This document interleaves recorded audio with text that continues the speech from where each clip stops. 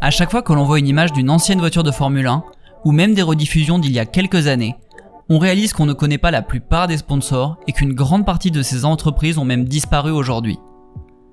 L'argent sale est une partie de la Formule 1 depuis des années, et avec 490 millions de spectateurs, on comprend pourquoi certaines compagnies décident de mettre leur nom sur les voitures. Mais quelles sont des compagnies comme T-, Mission ou Rich Energy? Est-ce que ce sont de vraies sociétés? Quelle est la source de leur argent? Dans cette vidéo, nous allons découvrir les plus incroyables deals qui ont été faits avec des sociétés plus que douteuses, et il y a même un prince nigérien qui intervient à un moment. Une équipe de Formule 1 a besoin de centaines de millions de dollars pour participer chaque année. Le nombre d'investissements qu'une équipe peut regrouper impacte directement sur ses performances et ses chances de gagner. En Formule 1, c'est comme ça que ça marche souvent. Plus d'argent, des meilleurs moteurs, des meilleures voitures, des meilleurs pilotes, plus de victoires. La Fédération internationale d'automobile, ou FIA, régule très strictement les technologies des voitures pour que certaines n'aient pas trop d'avantages techniques. Ils font cela pour essayer de maintenir une égalité des chances sur le circuit. Mais historiquement, ils n'ont jamais vraiment rien fait pour contrôler la quantité d'argent dépensée par les équipes. Comme dans le foot, les petites équipes n'ont pas le même budget que les grandes. Celui du PSG est différent que celui des Girondins de Bordeaux. La Formule 1 a pour la première fois une limite d'investissement pour la saison de 2021, mais auparavant, il y a toujours eu une différence immense entre les plus grandes équipes et les petites. Par exemple, l'écurie Mercedes-Benz Petronas est celle qui a dépensé le plus en 2019 avec un budget de 484 millions de dollars. C'est presque 3 fois plus que les 132 millions dépensés par l'équipe Williams dans la même année. Leur budget avait d'ailleurs chuté par rapport à l'année d'avant, où il était de 150 millions. Pourquoi leur budget avait chuté? Parce que Williams a perdu en 2018 l'un de ses principaux sponsors, Martini Rossi. Cette fois-ci, c'est une marque d'alcool plutôt célèbre et pas une compagnie louche, mais vous verrez que ce n'est pas le cas de tous les sponsors. Mais Williams devait toujours concurrencer Mercedes, même s'il avait 350 millions de moins que l'autre équipe.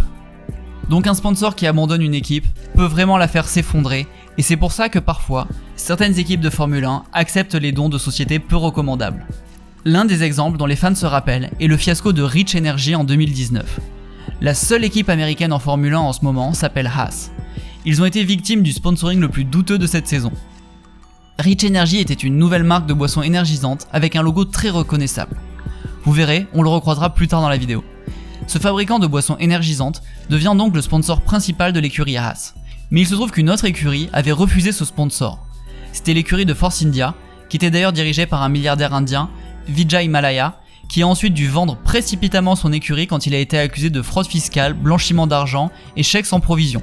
Il avait cependant préféré refuser ce sponsor, qu'il jugeait comme peu fiable, et avait préféré se tourner vers un milliardaire canadien. Ensuite, c'est l'écurie Williams qui devait récupérer l'argent de Rich Energy, mais le sponsor n'est jamais arrivé au rendez-vous. Apparemment, William Storey, le PDG de Rich Energy, avait pris rendez-vous avec Williams, mais n'y est jamais allé puisque quelques jours après, il aurait finalement signé avec Haas. Ces deux premiers éléments auraient pu être un signal pour Haas. Mais il y en avait un troisième encore plus évident, le fait qu'il n'y ait pas de produit. À un moment, pendant la saison de Formule 1 de 2019, les spectateurs ont commencé à demander sur Reddit et Twitter si quelqu'un avait déjà vu une canette de Rich Energy. Et non, personne n'en a jamais vu dans la vraie vie. Ensuite, l'histoire devient de plus en plus louche. William Storey a expliqué dans une interview que dire que Rich Energy n'existe pas, c'est comme dire que l'homme n'a jamais marché sur la Lune ou qu'Elvis est encore en vie. Il y avait sûrement des façons plus simples de montrer que l'entreprise avait une vraie société et qu'elle avait vraiment un produit. Des photos de produits dans les stations-service auraient été plus convaincantes par exemple. Donc cela a attiré l'attention. L'entreprise a été auditée et les découvertes ont été plutôt étranges. Le compte en banque de la société possédait seulement 580 livres. Mais la meilleure partie de l'histoire s'est produite le 10 juillet 2019, quand Rich Energy a annoncé sur Twitter que la société avait résilié son contrat avec l'écurie Haas pour leur mauvaise performance. C'est vrai qu'on peut pas vraiment être viré si on démissionne. Rich Energy n'a donc jamais rempli sa part du contrat, probablement parce qu'ils avaient seulement 581 livres, et Haas s'est fait arnaquer et a dû finir la saison avec un sponsor en moins. Ensuite, il s'est avéré que Rich Energy a été poursuivi en justice à cause de leur logo qui était carrément copié sur celui de l'entreprise White. Ils ont perdu et ont dû payer 30 000 $ à White. Évidemment, ils ne les ont jamais payés. Mais ce n'est pas le premier contrat étrange d'une société de boissons énergisantes avec les écuries de Formule 1. Pendant la saison de 99, un mystérieux prince du Nigeria et une fausse boisson énergisante ont entraîné une écurie de Formule 1 à la faillite. Lors de cette 53e édition, Kila Hakkinen se battait pour le titre de champion du monde avec l'équipe McLaren, Schumacher se remettait d'une jambe cassée, et l'écurie Arrow recherchait de l'argent quand ils ont rencontré le prince Malik Ado Ibrahim. Il avait promis de verser 125 millions de dollars pour être le sponsor principal et acheter une partie des actions de la société. Pour l'écurie qui était au bord du gouffre, cet investissement pouvait tout changer. Le manager de l'équipe, Tom Walkinshaw, accepte donc le sponsoring, mais il était déjà engagé avec Repsol. Les deux sponsors étaient cependant d'accord pour peindre une partie de la voiture aux couleurs de Repsol et l'autre en noir avec un logo de T-. Le prince était régulièrement dans les paddocks et cherchait tous les événements pour se montrer et promouvoir sa marque T-. Mais qu'est-ce que c'était que cette marque ? Eh bien c'était supposé être une marque de boissons énergisantes, une marque de moto et plein d'autres choses. En réalité, il n'en est jamais rien sorti. Le but était de montrer une marque forte en sponsorisant la F1, puis de changer les marques de produits existants en appliquant la licence T-. Il avait même l'intention de faire une édition spéciale de Lamborghini, mais rien n'a jamais vu le jour. En plus, T- était en fait la 4e marque de boissons énergisantes à sponsoriser l'écurie Arrow en 4 ans. Ils avaient déjà commencé avec Hype Energy et Power Horse. Même si T- a produit quelques boissons énergisantes comparées à d'autres sponsors, ils n'ont jamais gagné aucun argent et à la fin de la saison de 99, le prince Malik avait totalement disparu. Quand l'écurie l'a contacté pour recevoir la fin des fonds pour qu'il achète les actions comme convenu, personne n'a jamais pu le joindre. Les actions ont finalement été achetées par une entreprise d'investissement, Morgan Grunfeld, qui a ensuite poursuivi Arrows en justice. Une écurie de Formule 1 a donc été vraiment victime de l'arnaque d'un prince nigérian, et la perte de ce partenariat a conduit à la fermeture de l'écurie en 2002. Mais on peut se demander où est passé le prince Malik. Étonnamment, il est réapparu quelques années plus tard pour sponsoriser un pilote de course NASCAR, mais on y reviendra plus tard. Un autre des sponsors surprenants en Formule 1, c'était celui de l'une des équipes de Formule 1 les plus mythiques, Ferrari. Le logo Mission We Know sur les ailerons a attiré l'attention. Le logo est plutôt cool, mais quelle est cette entreprise ? Quand on va sur leur site internet, il n'y a pas beaucoup d'informations et il ressemble plus à un cliché de site d'entreprise qui regroupe des mots-clés. Mais en cherchant un peu plus loin, on a découvert que Mission Willow était en fait plus ou moins une entreprise bidon qui appartenait à Philip Morris International. Ceux qui possèdent les cigarettes Philip Morris, mais aussi Marlboro. Marlboro a été impliqué dans la Formule 1 depuis des décennies, alors pourquoi ne pas écrire Marlboro mais Mission We Know ? En fait, en 2006, la FIA a interdit aux sociétés de cigarettes de sponsoriser les écuries de Formule 1. Mais Mission We Know est une nouvelle initiative. Elle ne vend pas de cigarettes et ne pousse pas à la consommation du tout. Ils peuvent donc sponsoriser une écurie, même s'ils appartiennent en réalité à une entreprise de cigarettes. Les passionnés de Formule 1 se rappellent peut-être du code barre Marlboro sur les voitures Ferrari il y a une dizaine d'années. Comme ils n'avaient pas le droit d'écrire leur marque, ils avaient donc mis en place ce code barre. Quand la voiture est à l'arrêt, ça ressemble juste à un code barre, mais quand la voiture roule, le code barre ressemblait au célèbre triangle rouge de la marque.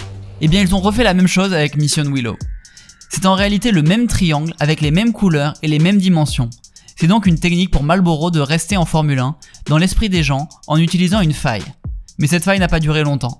En 2019 déjà, Ferrari avait dû retirer son logo pendant le Grand Prix d'Australie à cause des lois australiennes strictes contre le tabac. Mais ensuite, Ferrari a aussi dû enlever son logo pour 11 des 21 courses du championnat de 2019. Mais ce qui est étonnant, c'est que Ferrari n'est pas le seul à être sponsorisé par des marques de cigarettes. McLaren a été sponsorisé par la société A Better Tomorrow, qui appartient à British American Tobacco. Ils ont aussi dû retirer les logos en Australie. Cette méthode est sans scrupule et pas terrible, mais c'est quand même du guérilla marketing de génie, et ça a fait parler les gens. On est même en train de faire une vidéo sur eux. Philip Morris a mis des logos étranges sur des voitures, les gens ont trouvé ça étrange, ils en ont parlé et Philip Morris a eu de la pub. Un autre sponsor est en 2018, pendant le Grand Prix d'Autriche. Certains spectateurs ont remarqué la bannière avec un logo iTime. iTime était le sponsor de l'événement, mais personne ne connaissait cette compagnie avant. La directrice, Magdalena Krumova, décrit l'application tout en un iTime comme un réseau social qui va changer le monde. Alors qu'est-ce que c'est iTime ? En apparence, c'est une application de messagerie, un peu comme WhatsApp, mais en réalité, c'est surtout une société de marketing multiniveau et apparemment ils sont encore actifs. On ne sait pas vraiment ce qu'ils font, mais Krumova a fondé d'autres pyramides de Ponzi sous les noms de Lioness et MyWorld.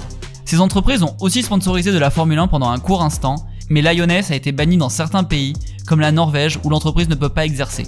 Nous avons fait une vidéo sur Ruja Ignatova, qui a aussi fait une chaîne de Ponzi et a réussi à voler 150 milliards de dollars en seulement quelques années. Le lien est dans la description. Mais c'est vrai que la Formule 1 a tendance à attirer les hommes riches d'un certain âge.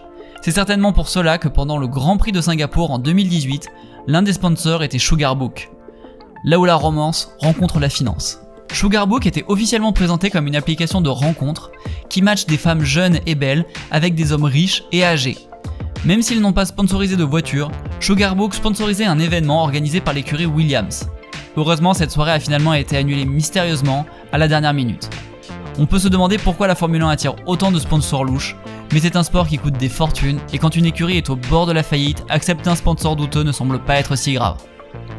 Merci d'avoir regardé les vidéos, on a sorti des t-shirts juste en dessous. Dites-nous comment vous les trouvez en commentaire. On va essayer d'en sortir régulièrement et on les vend d'ailleurs à un prix dérisoire pour faire plaisir à tout le monde. Dites-nous ce que vous en pensez et comment vous les trouvez. Nous, pendant que vous regardez les t-shirts et que vous vous abonnez, on va vous dire ce qu'il s'est passé avec le prince Malik après sa disparition en 99. Vous pensez peut-être qu'il est resté discret et n'est jamais revenu dans le milieu automobile. Pas du tout. Il est apparu à nouveau en 2005 aux États-Unis pour sponsoriser le pilote Robert Richardson Jr. pour une course NASCAR.